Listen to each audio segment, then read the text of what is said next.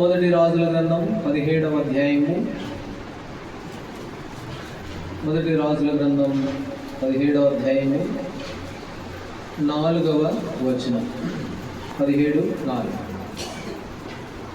ఆ వాగు నీరు నీవు త్రాగుదువు, అచ్చటికి నీకు ఆహారము తెచ్చినట్లు నేను కాకోలములకు ఆజ్ఞాపించుతునని అతనికి తెలియజేయాల. దేవుడు మన కొరకు ఈ వాక్యమును దీవించిన గాక. పోయిన వారం కూడా ఈ వాక్యాన్ని మనం చదువుకున్నాం. పోయిన వారం కూడా ఎవరి గురించి చెప్పుకున్నాం చెప్పండి? ఎవరి గురించి? కాకులుడి గురించి. అయితే ఈ కాకుల్లో 3 ఆత్మీయ అనుభవాలను మనం చూసాం. మొట్టమొదటి ఏమిటి అంటే, దేవుడు అన్నాడు, నేను కాకులకు ఆజ్ఞాపించాను అన్నాడు. దేవుని ఆజ్ఞను లోబడిన కాకులు అనేది మొదటి తలపు. ఆయనకి సముద్రముకు గాలి, సముద్రము, నీళ్లు అన్నీ కూడా లోబడ్డాయి, కాకులు కూడా లోబడ్డాయి. కాబట్టి లోబడము అనే దాని గురించి మొదటి తలంపుగా మనం చూస్తూ వచ్చాం. రెండోది, ఈ కాకిలో నుంచి ఒకటి లోబడ్డవి, రెండోది ఏంటో తెలుసా? రెండోది ఏంటి చెప్పండి? మార్పు పొందిని ముక్కు దగ్గరే ఉంది. ఏంటిది? మాంసము, రొట్టె. ముక్కుతోటే కదా కాకులు పట్టుకునేది. ముక్కు దగ్గర ఉన్న ఇక ఎంత శోధన చూడండి. అట్లా ఊరగట్లా అంటే కడుపులోకి వెళ్ళిపోతుంది, మాంసాన్ని వదిలిపెడతాయి కాకులు. కానీ ఆ శోధన ఒక పక్క శోధించబడుతున్నప్పటికీ గొప్ప మార్పు కలిగినాయి. దేవునికి లోబడ్డాయి, శోధనకు లోగిపోలా, శోధనకి రొట్టె ముక్కకు, మాంసానికి లోబడిపోలా. కాబట్టి మార్పు కలిగిన కాకి అనేది రెండవ తలపుగా చూసాం. మూడవదిగా ఏం చూసామంటే, అవి ఎప్పుడెప్పుడు తీసుకొచ్చినాయి రొట్టె మాంసం చెప్పండి? 6వ వచనంలో, ఉదయము సాయంత్రం. తప్పిపోయినాయి కావు, క్రమం కలిగిన కాకులు. క్రమాన్ని తప్పిన కాకులు కావయి. క్రమంగా దేవుడు చెప్పిన మాట ప్రకారం క్రమానికి లోబడి జీవించిన కాకు. అది గత వారంలో ఈ కాకుల గురించి 3 సందర్భాలని, 3 అనుభవ ఆత్మీయ సంగతులను మనం చూసాం. ఇప్పుడు మరొక కొన్ని విషయాలు మనం చూస్తాము. ఇక్కడ కాకులు, కాకోలములు అనేది మనం చూస్తే, లూకాసు వార్తలో రండి, 12వ అధ్యాయం. లూకాసు వార్త 12వ అధ్యాయము 24వ వచనం. కాకుల సంగతి విచారించి చూడుడి, అవి విత్తవు కోయవు, వాటికి గరిసె లేదు, కొట్టు లేదు, అయినను దేవుడు వాటిని పోషించుచున్నాడు. మీరు పక్షుల కంటే ఎంతో శ్రేష్ఠులు. కాకుల సంగతిని ఏం చేయమన్నాడు? విచారించండి అన్నట్టు. కాకుల గురించి ఏం చేయాలట? విచారించాలి. కాకుల గురించి విచారించినప్పుడు, కాకుల గురించి తెలుసుకున్నప్పుడు ఏం కనబడుతుంది అని అంటే, మొట్టమొదట దేవుడు నోవాహు ఆదికాండం 8వ అధ్యాయంలో ఆ ఓడలో నుంచి ఒక కాకిని బయటకు వదిలాడు. ఆదికాండం 8వ అధ్యాయం. కాకిని బయటికి వదిలినప్పుడు అది ఏం చేసింది? ఒక ఎన్నో వచ్చిన మరి 7వ వచ్చిన. ఒక కాకిని వెలుపలకు పోవిడించెను. కాబట్టి కాకిని విడిచిపెట్టాడు. ఆ కాకి ఏమైపోయింది అంటే, వెలుపడికి పోయి అటు ఇటు తిరుగుతూ. కాబట్టి కాకి స్వభావము లేక కాకి ఎలాంటిదిగా కనబడుతూ ఉందంటే, కాకుల గురించి విచారించండి. వాడి కాకి బయటికి వెళ్ళిపోయింది, ఇంకొచ్చింది కాదు. ఈయనేమో ఇంకా వస్తుంది ఎదురు చూస్తూ ఉన్నాడు. కీర్తనలో ఒక మాట చదువుతాం. కీర్తనల గ్రంథం 68వ అధ్యాయంలో. కీర్తనల గ్రంథం 68వ అధ్యాయము 9వ వచనం చదవండి. 9వ వచనం. దేవా, నీ స్వాస్యం మీద వర్షము సమృద్ధిగా కురిపించితివి, అది అలసి ఉండగా బలపరిచితివి. ఇప్పుడు నోవాహు ఓడ చేసుకొని వాళ్ళలో కాకులు, పక్షులు, జంతువులు అన్నీ వచ్చినాయి. అది చాలా నెలలు వాటి పోషించాడు దేవుడు. చాలా రోజులు వాటిని పోషించాడు, నోవాహు పోషించాడు. అయితే కొన్ని రోజుల తర్వాత కాకిని వెలుగుడికి పిలిస్తే అది వెళ్ళిపోయింది. అందుకనే కీర్తనలో మాట చదువుకున్నాం, దేవా నీ స్వాస్థ్యం మీద నీవు వర్షం కురిపించావు, అయితే అది అలసిపోయి ఉండగా నీవు దాన్ని ఏం చేసావు? బలపరిచావు. నిజమే, కాకుల గురించి ఆలోచించండి, కాకుల గురించి విచారణ చేయండి అని లూకాసు వార్తలో రాయబడి ఉంటే, ఆ కాకులని నోవాహు కాలను ఎంత పోషించాడు. ఆ ఓడలోకి వచ్చిన తర్వాత సరైన మరి ఆహారం ఉండదు, ఏమీ ఉండదు, కానీ అనున్న రోజులు కూడా నోవాహు వాటిని కాపాడి క్షేమాన్ని ఇచ్చి భద్రతనిచ్చి బయటికి పంపిస్తే అదేమైపోయింది. అందుకనే అక్కడ చూస్తాం, దేవా అది అలిసిపోయి ఉండగా నీవు దాన్ని ఏం చేసావు? బలపరిచావు. మత్తయి సువార్త 5:45 నీవు మంచివారి మీదను చెడ్డవారి మీదను ఏం చేస్తున్నావు? వర్షం కురిపించావు. మంచివారి మీద చెడ్డవారి మీద మనుషులందరి మీద ఆయన ఏం చేశాడంటే వర్షాన్ని కురిపిస్తున్నాడు, పంటలను ఇస్తూ ఉన్నాడు, ఆహారం ఇస్తూ ఉన్నాడు, సమృద్ధిని ఇస్తూ ఉన్నాడు. కాకి ఇచ్చినట్లుగా, ఓడలో ఉన్నన్ని రోజులు కాకిని పోషించినట్లుగా. కాబట్టి అలాగూ ఆయన సంరక్షించేవాడుగా మన జీవితాల్లో ప్రభువారు కనబడుతూ ఉన్నాడు. హోషేయ గ్రంథంలో ఇంకో మాట, హోషేయ గ్రంథం 13వ అధ్యాయం 6వ హోషేయ గ్రంథం 13. తర్వాత వారికి మేత దొరకగా తిని తృప్తి పొంది గర్వించి నన్ను మరచిరి. వారికి ఆహారం దొరక అది అలసిపోయింటే బలపరిచాను, అది ఓడలోనికి వస్తే దానికి ఆహారం పెట్టాను. అయితే హోషేయ గ్రంథంలో ఏమన్నాడు? వారు తిని తృప్తి పొంది ఏం చేశారంట? నన్ను మర్చిపోయారు. కాకి సంగతి అదే. లూకాసు వార్తలో కాకుల గురించి విచారించండి అని అంటే, కాకిని గురించి విచారిస్తే బయటకు వచ్చే సంగతి ఇది.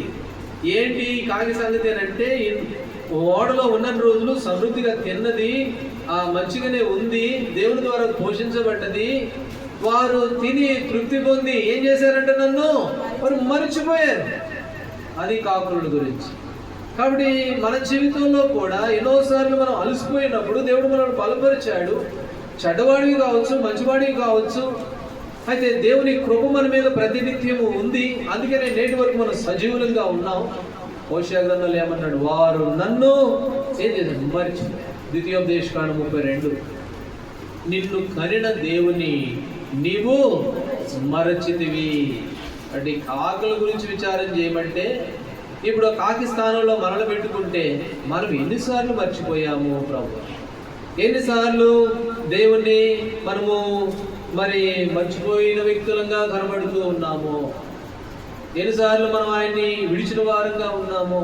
ఇప్పుడు నోవాహు ఎదురు చూస్తూ ఉన్నాడు. కాకిని పంపించాను బయటికి, నాకు సమాచారం తెమ్మని పంపించా. బయట వర్షం వస్తూ ఉంది, నీళ్ళన్నీ నిండిపోయినాయి, భూమి అంతటా నిలబడడానికి స్థానం లేదు. ఈ కాకిని పంపించాడు, పో బయటికి వెళ్ళి ఏమన్నా నీళ్లు తగ్గినాయో లేదు చూసి నాకు సమాచారం చెప్పని కిటికీ తీసి పంపిస్తే ఇంకెక్కడ వస్తుందా కాకి? చూస్తూ ఉన్నాడు, వస్తుందేమో. అరే ఇన్ని రోజులు నేను దానికి భోజనం పెట్టాను, ఇన్ని రోజులు దాని ప్రాణాన్ని కాపాడాను, దాన్ని అది అలసిపోయింటే దాన్ని బలపరిచాను, దానికి క్షేమం ఇచ్చా, భద్రత ఇచ్చా, దానికి ఒక స్థానం ఇచ్చా, ఆరోగ్యం ఇచ్చా, చిన్నప్పటి నుంచి దాన్ని పెంచాను, పెద్ద చేశాను. అయితే తిని తృప్తి పొంది ఏమైపోయిందంట? నిన్ను కనిన దేవుని నీవు మరచితివి. ద్వితీయోపదేశకాండం 32వ అధ్యాయము 18వ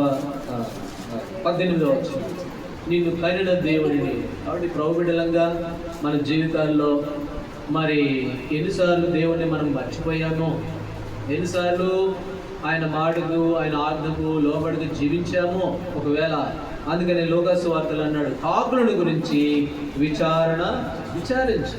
కాకుల గురించి విచారిస్తే, ఈ కాకుల గురించి విచారిస్తే తేలిన ఫలితం ఇది. యోబు గ్రంథం 25వ అధ్యాయము 11వ. యోబు గ్రంథం 25:11. యోబు గ్రంథం 25:11.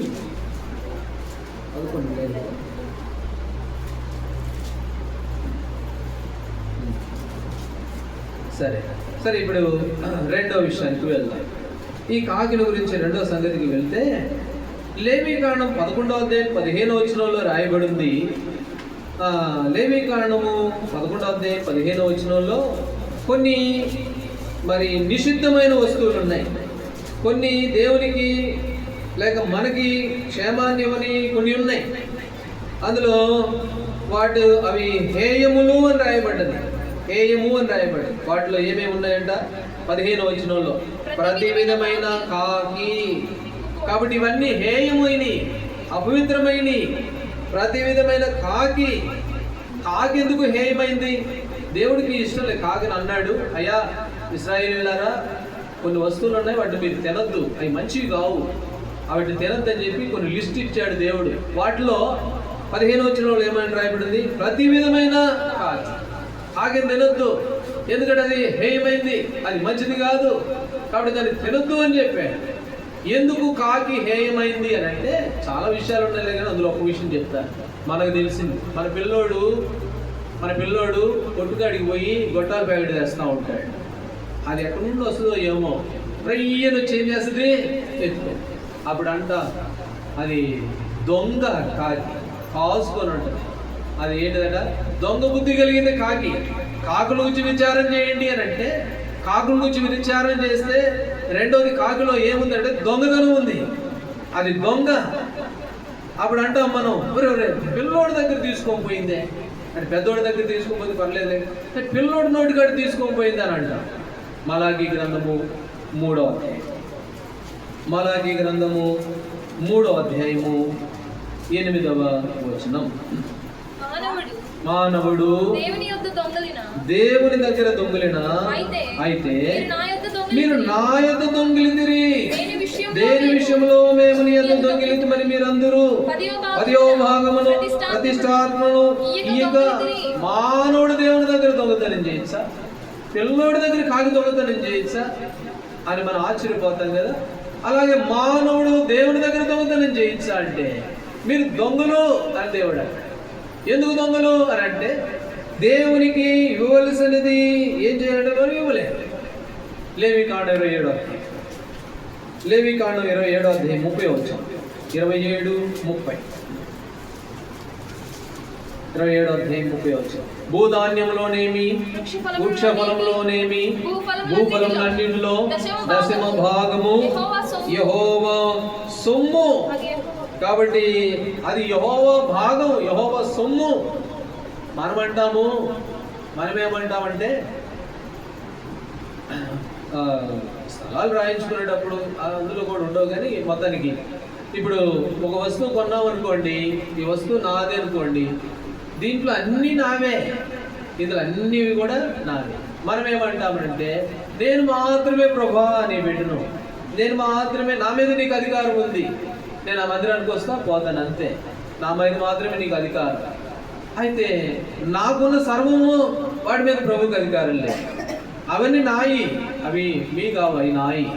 నేను మాత్రమే మీకు, నేను మాత్రం వస్తా, నేను మాత్రమే పోతా. ఇక్కడ ఏమంటాడు? భూధాన్యములోను వీటన్నిటిలోనూ అది యెహోవా సొమ్ము. అపోస్తుల కార్యములు 5వ అధ్యాయం, అపోస్తుల కార్యములు 5వ అధ్యాయం, 5వ అధ్యాయము 3వ వచనం చదవండి. 5:3. అది నీ ఎదురు ఉన్నప్పుడు అనయ్య చివరి మాట, నీవు మనుషులతో కాదు దేవునితోనే అబద్ధమాడితివి. అప్పుడు కొంతమంది కొత్త నిబంధనలో వచ్చారు, వాళ్ళు దేవుని విషయంలో అబద్ధం ఆడుతూ వచ్చారు. అక్కడ వాళ్ళని అబద్ధం ఆడితే అప్పుడు అన్నారు, మీరు మనుషులతో కాదు దేవునితోనే. ఆవిడ కాకుల గురించి విచారణ చేయమంటే, కాకి బుద్ధి ఎట్లాంటిది అంటే అది దొంగ బుద్ధి. అయితే దేవుడు అన్నాడు, మీరే దొంగలు. ఎందుకు దొంగలు? మేమేం దొంగతనం చేశారు మీరు అంటారు. అయితే నాకు రావాల్సిన 10వ భాగం ఏది? అందుకని మానవుడు దేవుడి దగ్గర దొంగిలించాడు, దొంగతనం చేస్తూ వచ్చాడు. కాబట్టి దేవునితో మనుషులతో కాదు, మనం దేవునితోనే అబద్ధం ఆడేవారంగా కనబడుతూ. ఇంకొక మాట కూడా చదవండి, గలతీయులకు రాసిన పత్రికలో 6వ అధ్యాయంలో మోసపోవద్దు దేవుడు. 6వ అధ్యాయము 8వ వచనం, గలతీయులకు రాసిన పత్రిక 6వ అధ్యాయం 6-7 వచ్చిన వాక్కోపదేశం పొందినవాడు మంచి పదార్థంలో భాగమేయవలెను. మోసపోకుడి, వెక్కిరింపబడ్డాడు. మనుషుడు ఏమి విత్తునో ఆ పంటనే. కాబట్టి దేవుడు వెక్కిరించబడడు. కాబట్టి ఏమి విత్తితే అదే మనం కోసేవారంట. మొదటి కొరింథీయులకు రాసిన పత్రిక 6వ అధ్యాయం, మొదటి కొరింథీ 6వ అధ్యాయం 10 వచ్చిన 6-10. దొంగలైనను లోబులైనను త్రాగుబోతులైనను దూషకులైనను దోచుకుని వారైనను దేవుని రాజ్యానికి వారసులు కానేరను. కాబట్టి దేవుని రాజ్యానికి వారసులు కావాలి మనం. అయితే ఎవరెవరు దేవుని రాజ్యానికి పోనంటే అందులో కొంతమంది ఉన్నారు. అందులో ఒక మాట మనం తీసుకున్న అంశం మీద, దొంగలైనను లోబులైనను దేవుని రాజ్యానికి ఎంత మాత్రం కూడా పాత్రుడు. కాబట్టి దేవునికి మన ప్రవర్తన అంతటి మీద అధికారం ఇవ్వాలి, మన మీద అధికారం ఇవ్వాలి, మనకు ఉన్నదాని మీద కూడా ప్రభువుకు అధికారం ఇవ్వాలి. అందుకని దావీదు అన్నాడు, దేవా నీవిచ్చిన దాంట్లోనే నీకు ఇచ్చాను, నేనేమి ఇచ్చాను, ఇంకా నువ్వు నాకు ఇస్తే నేను నీకు ఇచ్చాను, ఇందులో నా గొప్పతనం ఏముంది అని అంటాడు 2వ దినవృత్తాంతాలకు. కాబట్టి మరి కాకిని గురించి విచారించినప్పుడు ఈ కాకి ఎలాంటిది అంటే దొంగతనం చేసేదిగా కనబడుతుంది. కాబట్టి ప్రభుబిడ్డలంగా మన జీవితాల్లో దేవుని విషయంలో మనము ఎలాంటి వారంగా ఉన్నాం. ఒకవేళ కాకి వలె ఉన్నావేమో. ఒకటి, ఈ కాకి తిని తృప్తి పొంది దేవుణ్ణి మరిచిపోయిన కాకి, కాబట్టి కృతజ్ఞత లేని కాకి. రెండవదిగా దొంగతనం కలిగిన కాకి, దొంగిలించే బుద్ధి కలిగిన కాకి. కాబట్టి ఈ 2 అనుభవాలలో ఎక్కడైనా మనం తప్పిపోయి ఉంటే, అవును ప్రభా నిజమే, కాకుల గురించి విచారణ చేయమంటే కాకుల గురించే కాదు విచారణ చేయడం, ఇప్పుడు నా గురించి విచారణ చేసినా కూడా నేను కూడా కాకిలాగే కనపడుతూ ఉన్నా, ఇది నా స్వభావం నిజమే, అందుకనే క్షమాపణ పొందుతున్నానని ప్రభు దగ్గర ప్రార్థించవలసిన వారంగా మనం ఉన్నాము. సరే, ఇప్పుడు 3వ విషయానికి వెళ్దాం. లూకా సువార్త 12వ అధ్యాయం. లూకా సువార్త 12వ అధ్యాయము 24వ వచనం. చివరి మాట, ఆయనను దేవుడు వాటిని పోషించుచున్నాడు. ఆయనను దేవుడు వాటిని పోషించుచున్నాడు. కాబట్టి దేవుడు కాకులని ఏం చేస్తున్నాడట? పోషిస్తూ ఉన్నాడు, కాకులని సాకుతున్నాడు. ఆయన పోషించే దేవుడు. కీర్తనల గ్రంథము 145వ అధ్యాయము 16వ వచనం. కీర్తనల గ్రంథం 145:16. నీవు నీ గుప్పిలిని విప్పి ప్రతి జీవి కోరికను తృప్తిపరుచుచున్నావు. నీవు నీ గుప్పిలి విప్పి వాటిని పోషించుచున్నావు. ప్రతి జీవి కోరిక, మనిషే కావచ్చు, లేక ఆకాశ పక్షులే కావచ్చు, ప్రతి జీవి కోరికను ఆయన ఏం చేస్తున్నాడట? ఆయన తృప్తిపరుస్తూ ఉన్నాడు. అది నువ్వు అవునన్నా కాదన్నా, నువ్వు నమ్మినా నమ్మకపోయినా, ఈనాడు మనం సమృద్ధితో లేక సౌఖ్యంగాను ఆరోగ్యకరంగాను అన్ని విషయాల్లో మేలుకరంగాను మిగిలిన వారి కంటే మంచిగా ఉన్నాము అని అంటే ఆయన గుప్పులు విప్పి మనల్ని ఏం చేస్తూ ఉన్నాడు?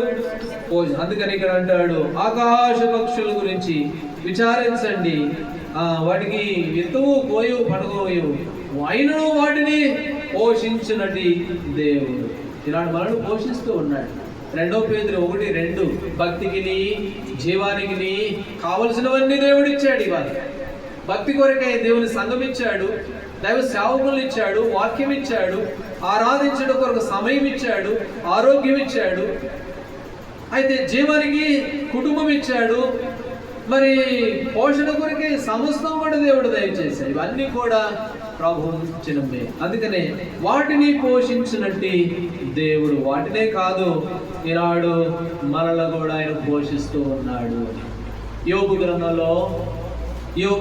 38వ అధ్యాయము 41వ వచనం. 38:41. తిండి లేక తిరుగులాడుచు కాకి పిల్లలు దేవునికి మొరపెట్టినప్పుడు కాకి ఆహారము సిద్ధపరచువాడెవడు? కాబట్టి కాకి పిల్లలు దేవునికి మొరపెడితే వాటికి ఆహారము సిద్ధపరచువాడు దేవుడు. 145 కీర్తన, అరచుచుండు పిల్ల కాకులకు ఆహారం సమృద్ధిగా ఇచ్చేవాడు. 145 కీర్తన 9, 147, 9. చదువు కీర్తన గ్రంథం 147. అరచుచుండు పిల్ల కాకులకు ఆయన ఆహారం ఇచ్చువాడు. కాబట్టి యోబు గ్రంథములో కాకులకు ఆహారం ఇచ్చేవాడు, పిల్ల కాకులకు ఆహారం ఇచ్చేవాడు. అయితే రోమ 8:32లో దేవుడు మనుషులందరి కొరకు తన సొంత కుమారుని మనకు అనుగ్రహించాడు కదా, ఆయనతో పాటు మనకు సమస్తమును ఎందుకు దయచేయడు? తన కుమారుని ఇచ్చాడు, నీ కొరకు నా కొరకు. యేసు తండ్రి అయిన దేవుడు తన సొంత కుమారుని, ప్రియమైన కుమారుని నీ కొరకు నా కొరకు ఇచ్చాడు. కుమారుణ్ణి ఇచ్చిన దేవుడు మనకి అన్ని కూడా ఎందుకు ఇవ్వడు? మనకి ఏ అక్కరగా ఉన్నవో అవన్నీ కూడా దేవుడు ఇచ్చాడు. ఎందుకనంటే వాటిని పోషించినట్టు దేవుడు.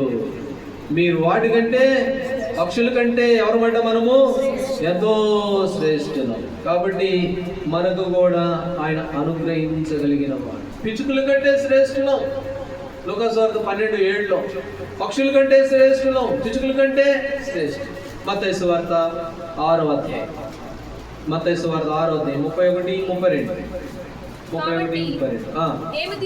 ఏమి తిందుమో త్రాగుదమో అన్ని జనులు వీటి విషయమై అప్పుడు వాళ్ళు దాని గురించి బాధపడేది, భయపడేది.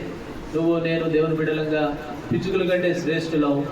అరచుచుండు పిల్ల కాకులకు ఆయన ఆహారం ఇచ్చేవాడు, ప్రతి జీవి కోరికను తృప్తిపరచువాడు, వాటిని పోషించే దేవుడు, మనను కూడా పోషించగలిగిన దేవుడు, ఆయన కుమారునే ఇచ్చిన దేవుడు, అన్ని కూడా మనకి ఇవ్వగలిగిన దేవుడు. అయితే ఏం చేయాలంటే మనము దేవుని యందు, ఆయన రాజ్యం, ఆయన నీతిని మనం వెతకవలసిన వారంగా. అయితే ఈ కాకి ఆదికాండంలో తిన్నది, తృప్తి పొందింది, అయితే మర్చిపోయి లోకంలోకి వెళ్ళిపోయినట్లుగా చేస్తుంది. ఇది 3వ తలంపుగా దేవుడు మనల్ని అన్ని విషయాలలో ఆయన సంరక్షిస్తూ పోషిస్తున్నటువంటి దేవుడు. సరే, ఇంకొక విషయాన్ని చూడండి. 1 రాజుల గ్రంథం 17వ అధ్యాయము. ఈ కాకి గురించి మరొక తలంపులు మనం చూస్తే 6వ వచనం.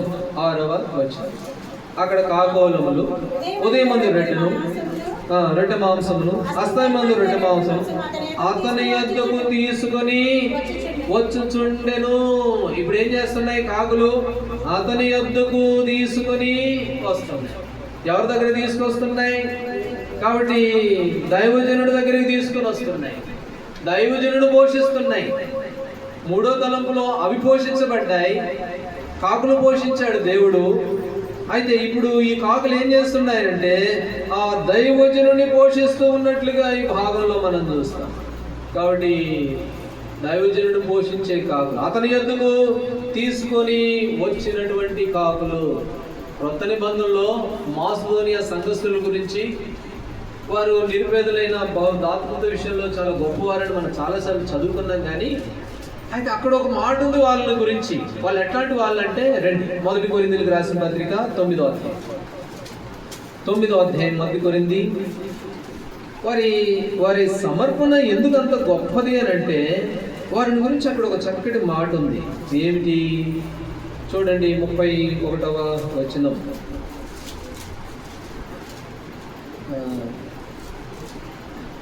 2 కొరింథీయా 1 కొరింథీ 9వ అధ్యాయము ఎక్కడుందమ్మా?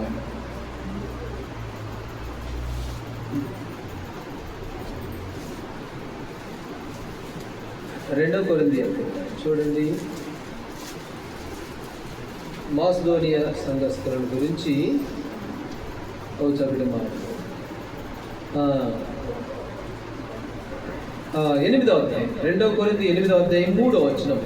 3, 4 కలిసిపోయి ఉన్నాయి అక్కడ. ఈ కృప విషయములోను పరిశుద్ధుల కొరకైన పరిచర్యలో పాలు పొందు విషయములోను మనపూర్వకముగా మమ్మును వేడుకొనుచు. చాలు. వీళ్ళు ఏం చేశారంటే, పౌలు అపోస్తలులు వెళితే ఆ మాసిదోనియా సంఘం గురించి లేక పరిచర్యల గురించి వారు వారు విన్న తర్వాత వాళ్ళు ఇప్పుడు ఏమన్నారంటే, ఈ కృప విషయంలోను పరిశుద్ధుల కొరకైన పరిచర్యలో పాలు పొందే విషయంలోను మమ్మల్ని వారు ఏం చేశారంటే వేడుకున్నారు. మేమున్నాము, మేము చేస్తాము, మేము ఈ పరిచర్యలో మేము పాల్గొందుతాం వేడుకున్నారంట. మమ్మల్ని చేర్చుకోండి, మమ్మల్ని ప్రయాసపడివ్వండి, మా పరిచర్యల కొరకై, మా అవసరతల కొరకై ఇవి తీసుకొని వేడుకున్నారంట. ఇవాళ మనమేమో మా మందిరం విషయంలో భారం కలిగి ఉండండి, మనం వేడుకున్నా కూడా రారు. కానీ ఆ దినాల్లో పూర్వకాలంలో వారే వేడుకున్నారు. ఏమండి, ఈ పరిచర్యలో మమ్మల్ని కూడా పాల్పొందనియండి, ఇదిగో మా శక్తి, ఇదిగో మా సామర్థ్యము అని దైవజనులు వేడుకున్నారు. ఎందుకు మమ్మల్ని కాదంటున్నారు? ఈ పరిచర్యలో మేము కూడా పాలుభాగస్వామ్యం కావాలి, అందుకని మా సామర్థ్యం కంటే అందుకని అన్నాడు. వారు ఇంతగా చేస్తారని మేము ఎప్పుడు కూడా అనుకోలేదు. వారు అనుకున్న దానికంటే ఇంత ఎక్కువ చేస్తారని మేము ఎప్పుడు అనుకోలేదని వారు ఆ అపోస్తలులు ఆశ్చర్యపోయారు. వీళ్ళు ఎలాంటి వారుగా ఉన్నారంటే, వారు మమ్మల్ని వేడుకున్నారు, ఈ పరిచర్యలో మేము కూడా పాలుభాగస్వామ్యం అవుతాం, మా శక్తికి మించి సామర్థ్యం కంటే ఎక్కువగానే వారు ఇచ్చి వేడుకున్నారు. కాబట్టి దేవుని బిడ్డలంగా దేవుడు మనల్ని పోషిస్తూ ఉన్నాడు, కాకులను పోషించాడు. నాలుగవదిగా ఈ కాకులు, దేవుని ద్వారా పోషించబడిన ఈ కాకులు ఇప్పుడు ఎవరు పోషిస్తున్నారంటే ఆ దైవజనుడు పోషిస్తూ ఉన్నాడు. అతని యొద్దకు రొట్టెలు ఉదయం సాయంత్రం అతని దగ్గరికి తీసుకొని వచ్చినట్లుగా చూస్తారు. కాబట్టి మాసిదోనియా సంఘం వారు మేము ఈ విషయంలో పాలుపొందులు పొందుతాం, మేము ఈ పరిచర్యలో పాలుభాగస్వామ్యం, మేము ప్రయాసపడతాం, మేము కూడా శ్రమ పడతాం, ఇది మా సామర్థ్యం, ఇది మా శక్తి, మమ్మల్ని కూడా రానివ్వండి అని వేడుకున్నారు నిజంగా. అందుకనే వారిని గురించి దైవ గ్రంథంలో ఎంతో చక్కగా రాయబడినట్లుగా చూస్తాం. ఈనాడు మనం వేడుకున్నా కూడా అది మిగతా వాళ్ళు ఉన్నారులేండి చాలామంది, ఆ వేడుకోవడం వేరు. వాళ్ళంటే చెప్పేయచ్చు, చెట్టును చూసి చెప్పేయచ్చు, ఇదేం కాయ చెప్పండి, మామిడికాయ. అయితే ఇది ఏ చెట్టు నుండి వచ్చింది? జామ చెట్టు నుండి కాదు, ఇది మామిడి చెట్టు నుండి. చెట్టును చూసి చెప్పచ్చు. కాబట్టి ఈనాడు పరిచర్య చేసే వాళ్ళు ఎవరో, పరిచర్య చేయని వాళ్ళు ఎవరో చూసి చెప్పచ్చు. అయితే వాళ్ళు నాటి కాదు. కానీ దేవుని విషయంలో దైవికంగా ఇలాగ కొనసాగే విషయంలో ఈ పరిచర్యలో అందరూ పాలు పొందవలసిన వారంగా ద్వితీయోపదేశకాండం 14వ అధ్యాయము, ద్వితీయోపదేశకాండం 14వ అధ్యాయము 22 చదువు. ప్రతి సంవత్సరమున నీ విత్తనముల పంటలో దశమ భాగమును అవశ్యముగా వేరుపరచవలెను. నీ దినములన్నిటిలో నీ దేవుడైన యెహోవాకు నీవు భయపడ నేర్చుకున్నట్లు నీ దేవుడైన యెహోవా తన నామమునకు నివాస స్థానముగా ఏర్పరచుకున్న స్థలమున ఆయన సన్నిధిని నీ పంటలో గాని, నీ ద్రాక్షారసంలో గాని, నీ నూనెలో గాని, 10వ వంతును నీ పశువులలో గాని, గొర్రె మేకలలో గాని. సరే, 24 చాలా ఉన్నాయి కదా. 24లో చివరి మాట, నీ దేవుడైన యెహోవా నిన్ను ఆశీర్వదించినప్పుడు వాటిని వెండికి మార్చి ఆ వెండిని చేతబట్టుకొని ఈ దేవుడైన యెహోవా ఏర్పరచుకున్న స్థలంలోకి వెళ్ళి, ఒకవేళ నువ్వు వెళ్ళడం దూరం అవ్వచ్చు, లేకపోతే నీవు ఉండేదానికి మందిరం దగ్గర దూరంగా ఉండవచ్చు. అయితే నువ్వేం చేయమనంటే వాటిని వెండికి మార్చుకొని చేతబట్టుకొని పోయి నిత్యంగా నువ్వు ఇవ్వాలి, దేవుని మందిరంలో అది చేర్చాలి. కాబట్టి అది దేవుని బిడ్డలకి ఇవ్వబడినటువంటి ఆజ్ఞ, దేవునికి బిడ్డలకి ఇవ్వబడినటువంటి ఆ యొక్క ఆజ్ఞ. ఇక్కడ మనం చూస్తాము, ఈ కాకులు అవి పోషించబడ్డాయి. 4వదిగా అవి ఏం చేస్తూ ఉన్నాయి అని అంటే దైవజనుడిని అవి పోషించే కాకులుగా కనబడుతూ ఉన్నాయి. కాబట్టి 10వ భాగము లేవీలకు సొత్తు. అయితే లేవీలు ఏం చేశారో తెలుసా? నెహెమ్యా గ్రంథం, ఈ మాట చదివి నేను ఈ తలం ముగిస్తాను. నెహెమ్యా గ్రంథం 13వ అధ్యాయము 10వ వచనం.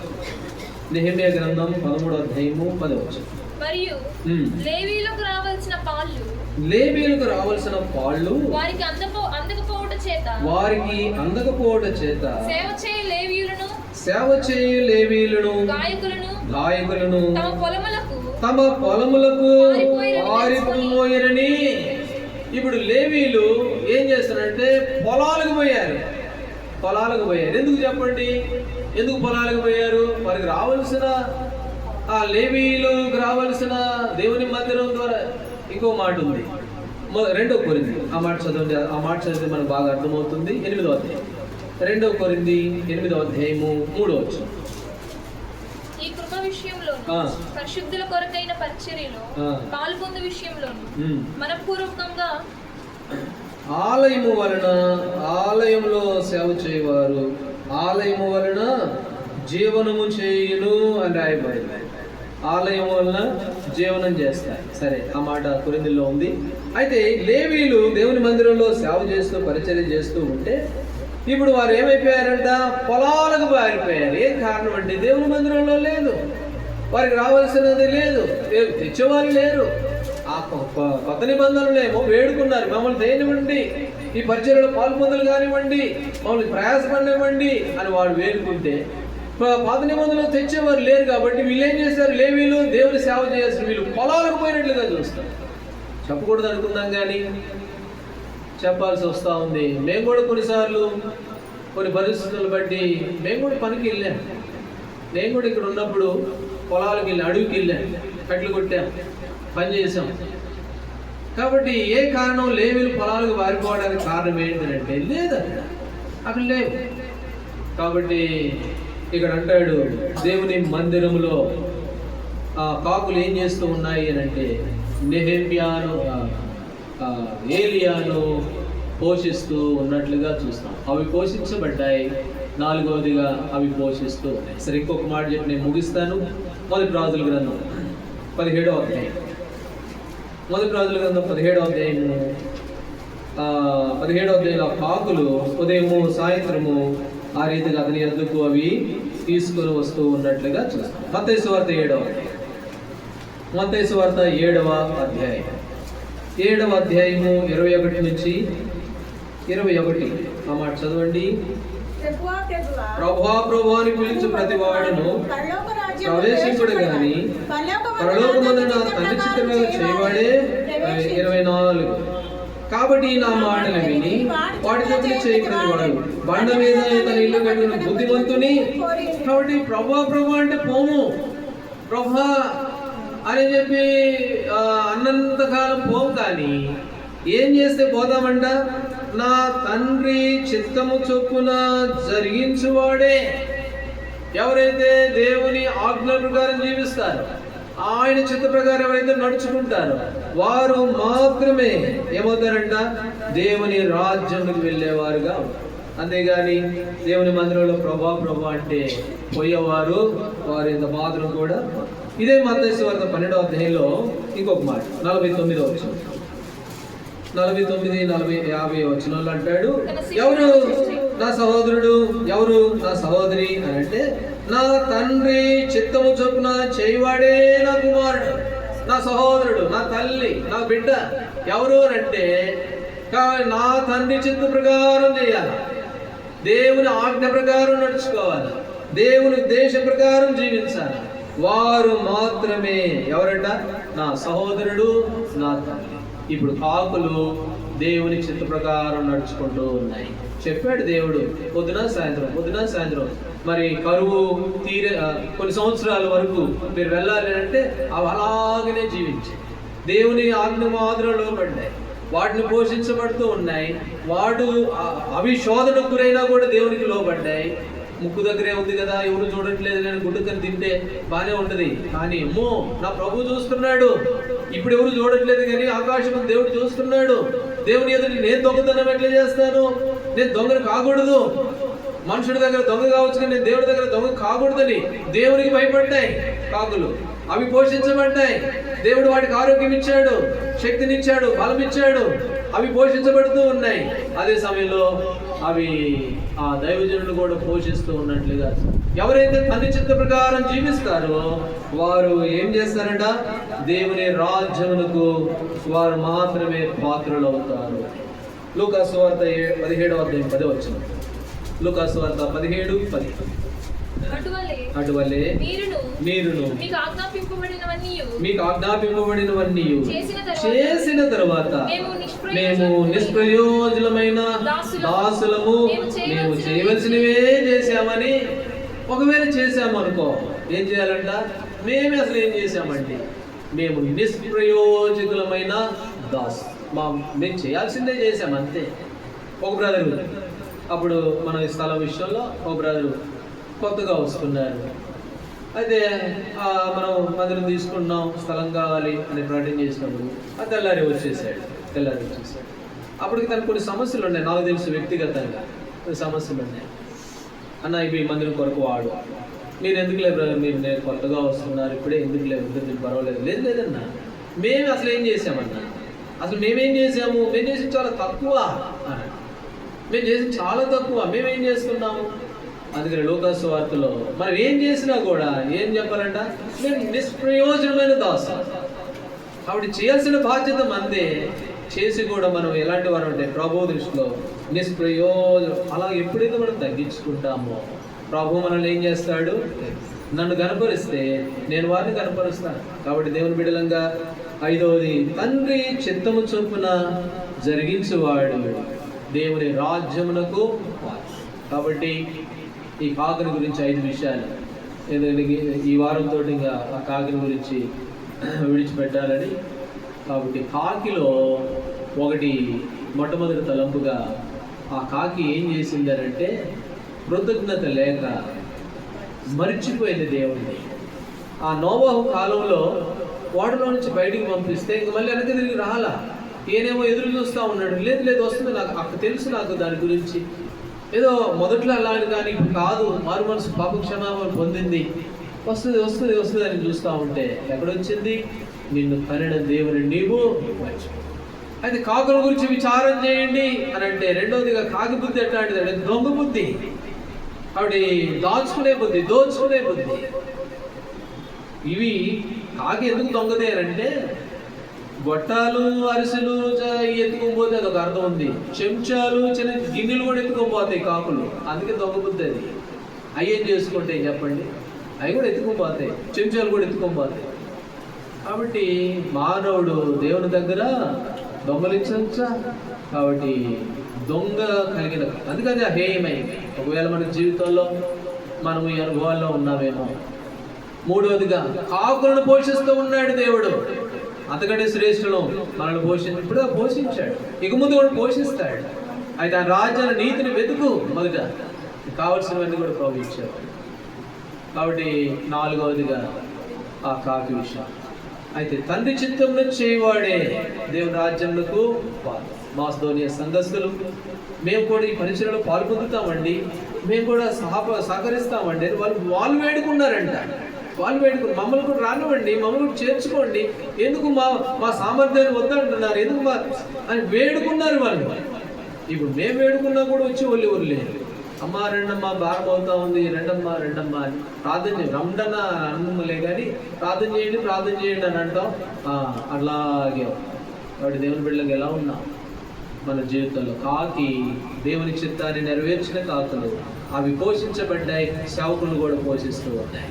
లేవీలు పొలాలకు పోవాల్సిన పరిస్థితి ఏం కారణం అని అంటే, ఎందుకు పొలాలకు పోయారు అంటే దేవుని మందిరంలో ఏం లేదు, దేవుని మందిరంలో ఏం గమనించిన వారు కారు, వాళ్ళు వచ్చారు పోయారు అంతే. అయితే దేవుని మందిరం లేకపోతే ఏమవుతుంది? లేవీలు పొలాలకు పోవాల్సిన పరిస్థితి వచ్చింది నెహెమ్యా కాలం.